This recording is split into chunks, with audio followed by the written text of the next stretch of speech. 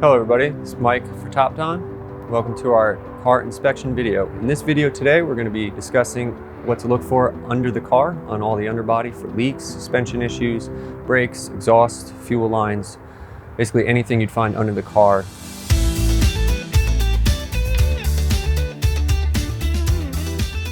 So now that we're under the vehicle, we can give kind of everything a good once over real quick. See if there's any scrapes, any body damage, any rot, anything along the lines of that to indicate if somebody hit something or has been hitting speed bumps a little too fast, things of that nature, to kind of make sure everything's intact and still aligned. Next thing I like to check for is suspension component wear and any kind of leaks in your steering system or anything like that.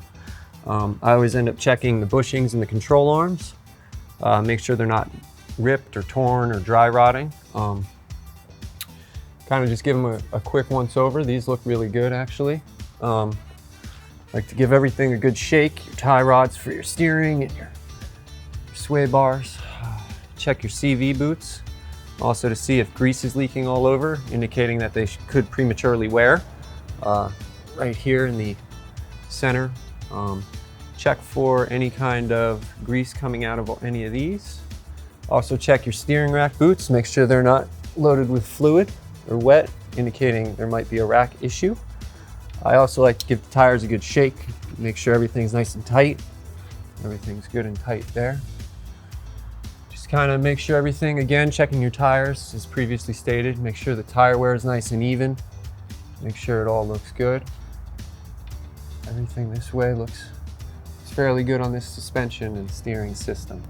The next thing I like to look at is the shocks and struts.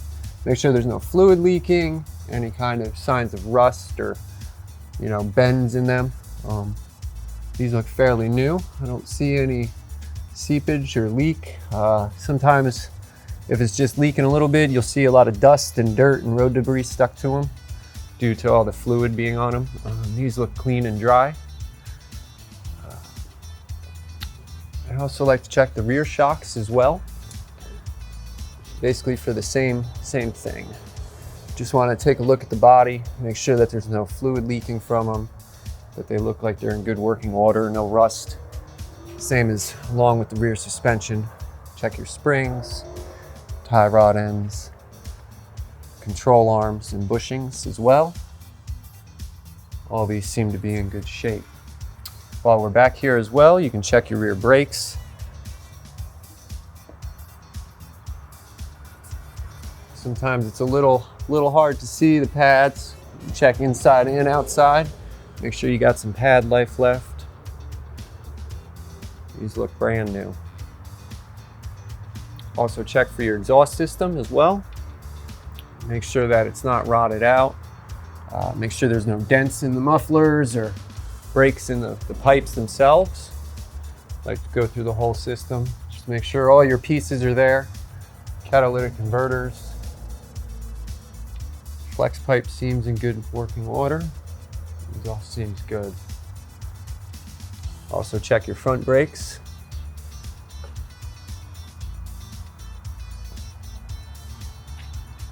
These brakes are also brand new. There's plenty of pad life left.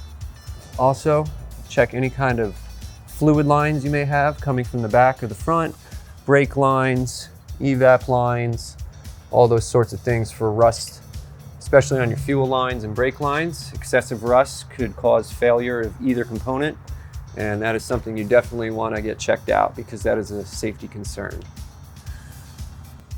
Check to make sure it's all nice and dry everywhere, especially up by the engine and transmission. If you have a rear wheel drive car or you're buying a truck, make sure the rear differential is dry. A lot of newer cars have shields located under the car that kind of cover up everything. Sometimes they'll hold a lot of fluid in them, but even then you should still be able to see some seepage through them or on them to indicate that there's a possible leak underneath that you may need to have further inspection.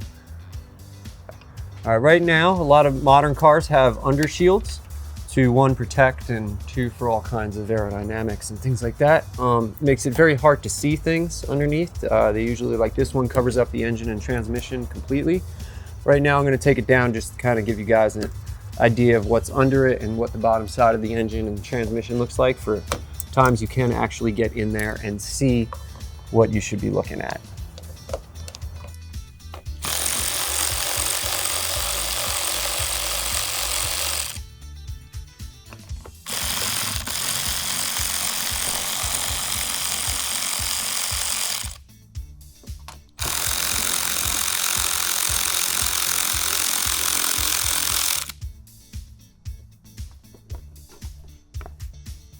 Now that we have the undershield down, you can kind of see the bottom half of the engine and the transmission. We're going to be looking for fluid leaks, things of that nature. Oil pan seems dry. Kind of want to check around your pan seal, see if there's any oil leaking. You kind of see if there's oil leaking down on the sides of the engine or around your front of it. Also check your transmission and your pan. This one has a pan on the bottom. It looks like it's got some minor leaking going on right here. Other than that though, everything seems clean and dry. Nothing too alarming. It is a used car. It might have some very minor leaks. As long as you don't see excessive fluid over everything, you should be pretty much good to go. Also, you can check some of your mounts and things, again, for the rubber to make sure it's in good shape, not ripped or torn. And is anything else you could not see with the shield in the way. Just kind of checking over everything, making sure everything looks there, nuts, bolts, make sure there's no excessive fluid leaking anywhere. Everything seems pretty good. Thanks for watching this video, and in our next video we'll discuss the interior of the vehicle to show you how to check all the components inside, like the HVAC unit, check for maybe some water intrusion, things of that nature. Basically everything covered inside the vehicle, things you should be looking for and testing to make sure you buy.